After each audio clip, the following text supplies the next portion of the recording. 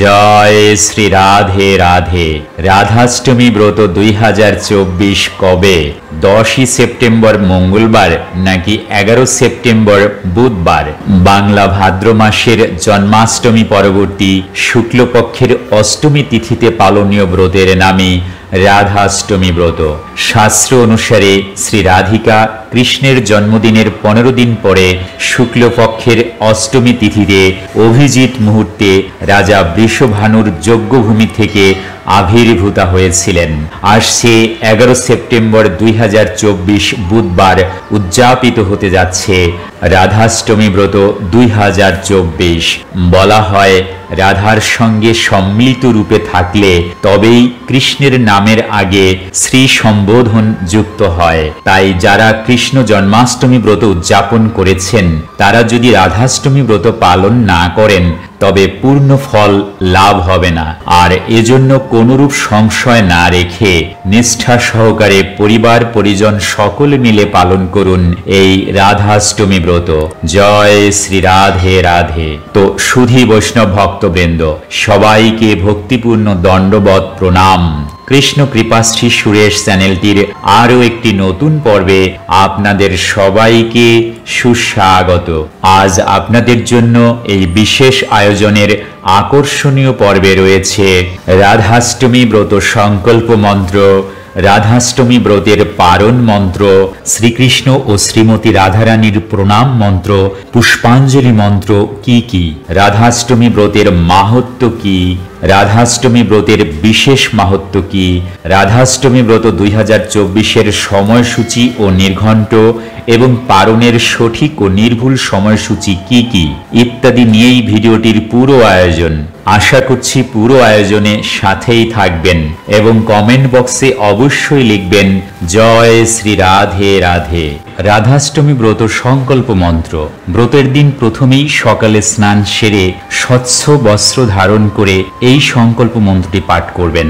ভাদ্রে মাসে শুক্লপক্ষে অষ্টমা তিথৌ dash dash গোত্র dash dash Debsharma Radhashtami ব্রতম অহম করিষ্যে। তো এখানে প্রথম ড্যাশ বা শূন্যস্থানে নিজ গোত্রের নাম বলবেন এবং দ্বিতীয় ড্যাশ বা শূন্যস্থানে নিজের নাম বলবেন। শ্রীকৃষ্ণ প্রণাম মন্ত্র।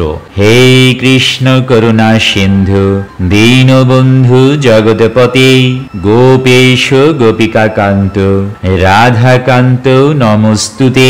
শ্রীমতী রাধারানী প্রণাম মন্ত্র। তপ্ত কাঞ্চন গৌরাঙ্গী রাধে বৃন্দাবনেশ্বরী বৃষভানু সুতে দেবী প্রণমামি হরিপ্রিয়ে। রাধাষ্টমী পুষ্পাঞ্জলি মন্ত্র। ইদম পুষ্পাঞ্জলি সমর্পয়ামি কৃষ্ণ দ্রোবা ময়ী রাধে রাধা দ্রোবা ময়োহরি জীবনে নিধনে রাধা কৃষ্ণ গতি মম কৃষ্ণ প্রাণ ময়ী রাধা রাধা প্রাণ ময়োহরি জীবনেন ধনে নিত্যম রাধা কৃষ্ণ গতি মম।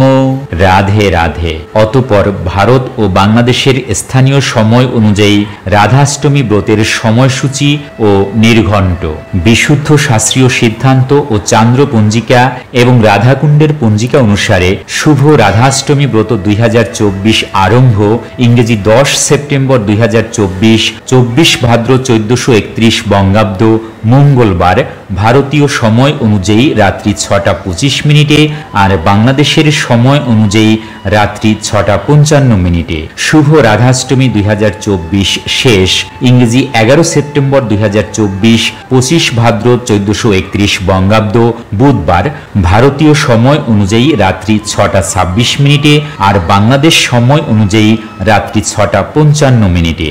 শুভ রাধাষ্টমী 2024-এর উপবাস ইংরেজি 11 সেপ্টেম্বর 2024, 25 ভাদ্র 1431 বঙ্গাব্দ বুধবার।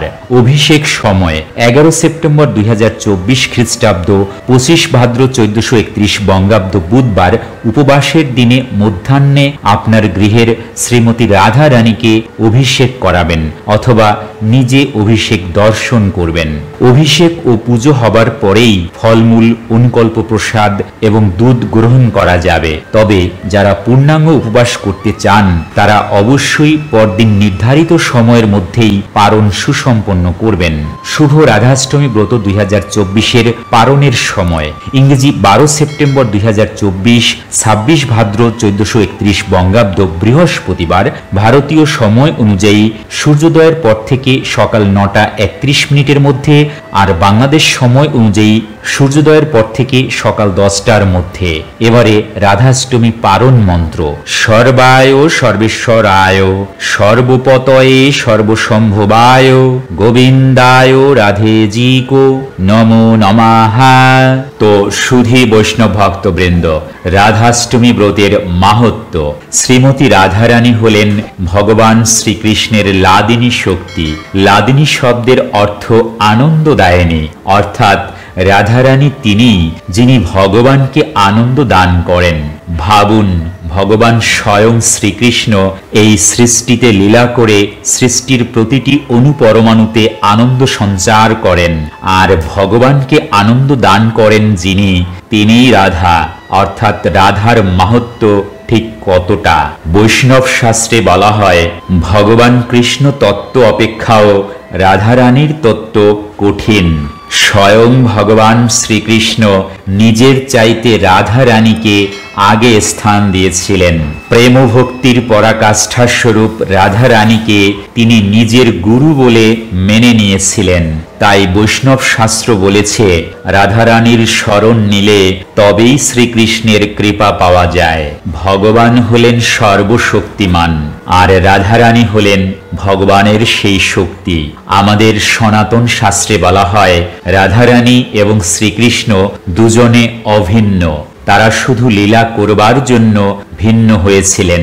হ্যাঁ, ভগবান শ্রীকৃষ্ণ নিজেকে আনন্দ প্রদানের জন্য শরীরের বাম অংশ থেকে শ্রীমতী রাধারানীকে সৃষ্টি করেছিলেন।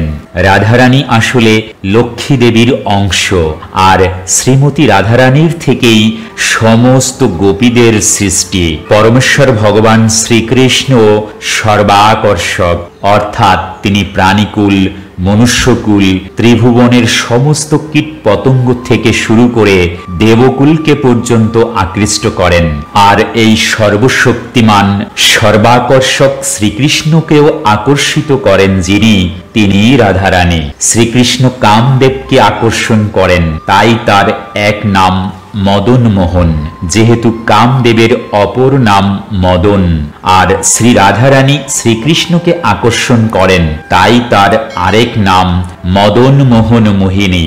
শ্রীমতী রাধারানী ভাদ্র মাসের শুক্লপক্ষের অষ্টমী তিথিতে আবির্ভূতা হয়েছিলেন বলেই এই তিথিকে বলা হয় রাধাষ্টমী।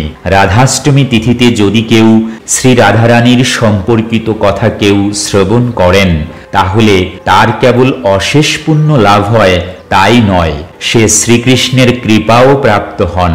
কিন্তু রাধারানী সম্পর্কিত সঠিক তত্ত্ব পাওয়া খুবই কঠিন, কারণ আগেই বলেছি, রাধা তত্ত্ব উপলব্ধি করতে সবাই পারেন না। তাই আজ সহজভাবে আমি রাধারানীর সম্পর্কিত দু চার কথা বলবো। এর মধ্য দিয়েই রাধারানীর পরিচয় ও রাধাষ্টমী ব্রতের মাহাত্ম্য আপনারা বুঝতে পারবেন।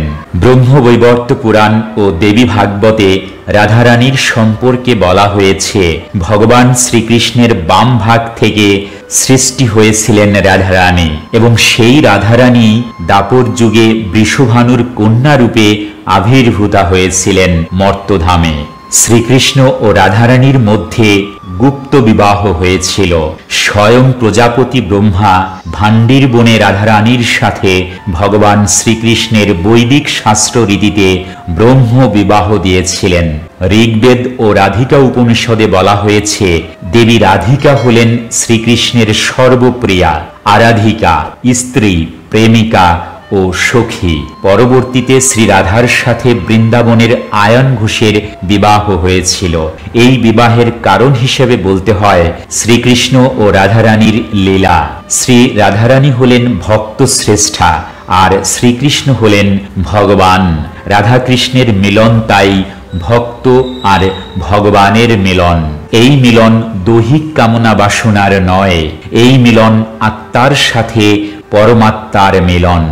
ভগবানকে লাভ করতে গেলে ভক্তকে যে ঘর সংসার সবকিছু ভুলে ভগবানের দিকে ছুটতে হয়, সমস্ত কাজের মধ্যেও তাকে কৃষ্ণময় হয়ে উঠতে হয়, এই শিক্ষাই দিয়েছিলেন শ্রীমতী রাধারানী। শাস্ত্রে বলা হয়, ভক্তের চরণ ধরলে তবেই ভগবানকে পাওয়া যায়। তাই রাধারানীর চরণ ধরলে তবেই শ্রীকৃষ্ণ মেলে। ভগবান শ্রীকৃষ্ণের পাশে রাধারানীকেই দেখা যায়। রাধারানীকে ছাড়া শ্রীকৃষ্ণ সম্পূর্ণ নন, অর্থাৎ ভক্ত ছাড়া ভগবান অসম্পূর্ণ। ভক্তের ভক্তিতেই ভগবান, এই চিরচারিত সত্যের প্রকাশ ঘটেছে রাধা কৃষ্ণের বিগ্রহে। রাধাষ্টমী ব্রত পালনের কথা বর্ণিত করে বলা হয়েছে, যে ব্যক্তি জীবনে একবারের জন্যেও এই মহান ব্রত পালন করেন, তবে তার কোটি জন্মার্জিত ব্রহ্মহত্যাদির মতো মহাপাপ তৎক্ষণাৎ ক্ষমা হয়ে যায়। শত সহস্র একাদশী ব্রহ্ম পালনে যে ফল লাভ হয়, রাধাষ্টমী ব্রত পালনে তার শতাধিক গুণ ফল লাভ হয়। পুরাণে আরো বর্ণিত রয়েছে যে, কোনো পাপিষ্ঠ ব্যক্তি যদি হেলায় বা অশ্রদ্ধায় এই মহান ব্রত পালন করেন, তাহলেও তার বৈকুণ্ঠ লোকে গতি হয়। পদ্মপুরাণের স্বর্গখণ্ডের 40তম অধ্যায়ে এমনই এক কাহিনী বর্ণিত রয়েছে। পুরাকালে সত্যযুগে লীলাবতী নামে এক পতিতা বাস করতেন। একদিন সকালে নগর ভ্রমণকালে এক সুসজ্জিত মন্দিরে রাধা ঠাকুরানীর পুজো উদযাপন দেখতে পেয়ে ব্রতীদের কাছে ওই পতিতা ছুটে গেলেন। গিয়ে তাদেরকে জিজ্ঞাসা করলেন, হে পুণ্যাত্মা সকল, তোমরা এত সাত সকালে অতি যত্ন সহকারে কোন ব্রত উদযাপন করছো? তদুত্তরে রাধাব্রতীগণ বলতে লাগলেন, যেহেতু ভাদ্র মাসের শুক্লাষ্টমীতে শ্রীমতী রাধিকা আবির্ভূতা হয়েছিলেন, আমরা সেই রাধাষ্টমী ব্রতই পালন করছি। এই অষ্টমী ব্রত গোঘাতজনিত পাপ, ব্রহ্মহত্যাজনিত পাপ অথবা স্ত্রী হত্যাজনিত পাপসহ সকল পাপই নাশ করতে সক্ষম। তাদের কাছ থেকে রাধাষ্টমীর মহিমা শ্রবণ করে সেই পতিতাও স্বেচ্ছায় ব্রত পালনে সংকল্পবদ্ধ হলেন এবং ভক্তগণের সহিত যথাযথভাবে ব্রত পালন করলেন। পরদিন সর্পদংশনে সেই পতিতার মৃত্যু হল। যমদূতেরা ক্রুদ্ধ চিত্তে তাকে বন্ধন করে সাথে নিয়ে যমালয়ের দিকে যাত্রা শুরু করলেন। কিন্তু রাধাষ্টমী ব্রত পালনের কারণে বিষ্ণুলোক থেকে বিষ্ণুলোক দূতেরা যমদূতদের বাধা দিয়ে তাদের কাছ থেকে সেই পতিতাকে উদ্ধার করে বিষ্ণুলোকে নিয়ে গেলেন। তো এই রাধাষ্টমী ব্রত পালনের ফলে সেই পতিতার সমস্ত পাপ বিনাশ হয়ে তিনি বিষ্ণু লোকে গমন করলেন। এবারে রাধাষ্টমী ব্রতের বিশেষ মাহাত্ম্য। প্রথমত, কেউ রাধাষ্টমী ব্রত পালন করলে তার কোটি ব্রহ্ম হত্যার পাপ বিনাশ প্রাপ্ত হয়। দ্বিতীয়ত, রাধাষ্টমী ব্রত একবার পালন করলে সহস্র একাদশী পালনের 100 গুণ ফল লাভ হয়। তৃতীয়ত, পর্বত সমান সোনা দান করলে যে ফল লাভ হয়, তার 100 গুণ ফল লাভ হয় রাধাষ্টমী ব্রত পালনে। চতুর্থত, একবার রাধাষ্টমী ব্রত পালন করলে সহস্র কন্যাদানের ফল লাভ হয়। পঞ্চমত, একবার রাধাষ্টমী ব্রত পালন করলে গঙ্গা আদি সকল তীর্থ ভ্রমণের ফল লাভ হয়। ষষ্ঠত, যদি কোনো পাপী ব্যক্তি অশ্রদ্ধায় বা অবহেলাতেও রাধাষ্টমী ব্রত পালন করে, তাহলে তার কোটিকুল সহ বিষ্ণু লোকে নিত্যকাল বাস করে। সপ্তমত, একবার রাধাষ্টমী ব্রত পালন করলে গো হত্যা, ব্রহ্ম হত্যা সহ সকল পাপ বিনষ্ট হয়। অষ্টমত, যদি কোনো মূঢ় জেনে বা না জেনে রাধাষ্টমী ব্রত পালন না করে, তাহলে 100 কোটি কল্পেও সে নরক যন্ত্রণা থেকে নিষ্কৃতি পাবে না।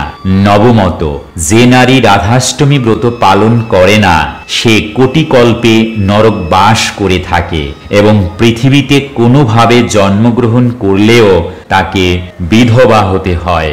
দশমত, যদি কেউ রাধাষ্টমী ব্রত মাহাত্ম্য শ্রবণ করে তাহলে সে নিত্যকাল বৈকুণ্ঠ লোকে বাস করার সৌভাগ্য অর্জন করতে পারে। তো সুধী বৈষ্ণব ভক্তবৃন্দ, রাধাষ্টমী ব্রত রেখে ভক্তরা রাধারানীর কাছে প্রার্থনা করবেন এই বলে, হে শ্রীমতী রাধিকা, কৃপাপূর্বক আমাকে তার শ্রীপাদপদ্মের দাস্য দান করুন।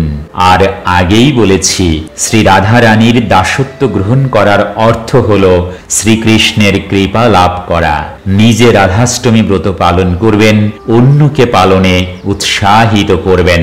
মনে রাখবেন, জীবন ও মুক্তির পাথেয় পরমেশ্বর ভগবান শ্রীকৃষ্ণ।